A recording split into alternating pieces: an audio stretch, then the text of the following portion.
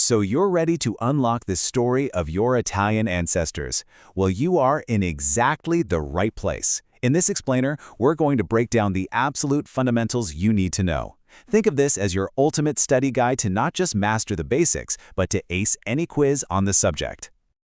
Okay, let's dive right in. I get it, at first glance, tracing your family back to Italy can feel, well, a little overwhelming, right?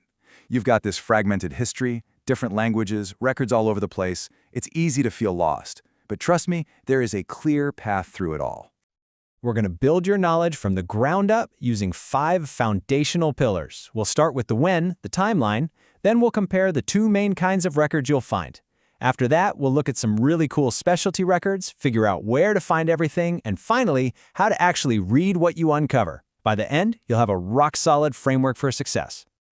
Let's get started with our first pillar, the historical timeline. This is absolutely crucial. Why? Because in Italian research, the single most important question is when an event happened. That little piece of information tells you exactly what kind of record you should be looking for. You'll want to commit these 3 dates to memory. Seriously, they are your most important signposts.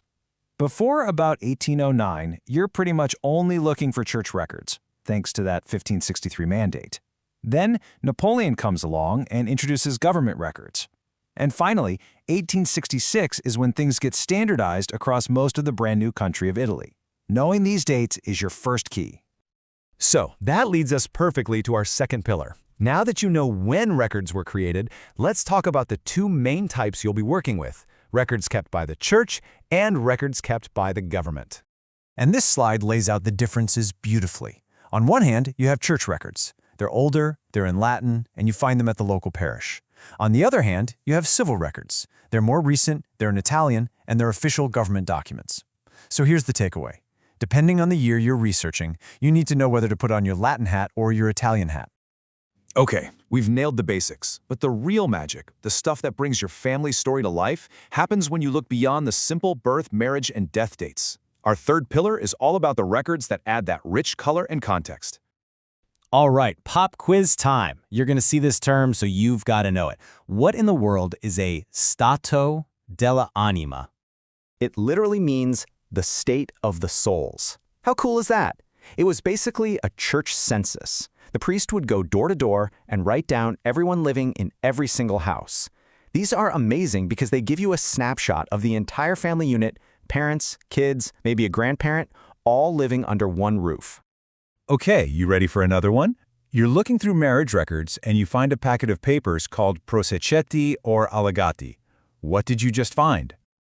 You've just hit the genealogical jackpot. Seriously, these are all the supporting documents a couple needed to get married. Think about it. It's a whole packet with their birth certificates, maybe even their parents' death certificates. Finding one of these can break down a brick wall and push you back another generation, just like that. Now, we can't forget military records, especially for tracking down the men in your family tree. The 2 big ones you'll run into are the conscription lists and the individual service records. And here is a pro tip you absolutely need to remember. These conscription lists, the liste di leva, they're a secret weapon. Because military service was mandatory, the government recorded pretty much every single man born in a specific year. It's like a census just for 18-year-old guys, which makes it an incredible tool for finding someone. So we've covered the what and the when. Our 4th pillar is all about the where. Where are all these incredible records actually stored? And how can you get your hands on them? For most of your 19th century research, your main destination is going to be the Provincial State Archives, or Archivio di Stato. This is the big one. It's the central place where the government keeps its copies of civil records, those military lists, and all sorts of other official documents. Now, for doing research from home, your new best friend is the Genealogy portal. This is the official government website, and they're putting millions of records online for free. But here's the crucial thing to know. A lot of it isn't indexed by name yet. That means you have to browse through the images page by page, just like the old days with microfilm. And hey, if you ever get to visit an archive in Italy in person, don't be intimidated. It's usually a really simple process. You just walk up to the front desk, show some ID, fill out a quick form, and they'll give you a little researcher's card. It's a standard procedure, and it gets you right in. All right, this brings us to our final and maybe most important pillar. You've done the work, you've found the record, but can you read it? Let's talk about cracking the code of old handwriting and tricky names. One of the first things you'll run into is that names can change. For example, your ancestor Giovanni might be listed as Johnny's in his baptism record. Don't worry, it's the same person. It's just that the priest wrote everything in Latin, so they'd translate common Italian names into their formal Latin versions. And I know, you look at a line of script like this and it seems impossible. It's old, it's in a different language, the handwriting is loopy, but you can absolutely learn to read it.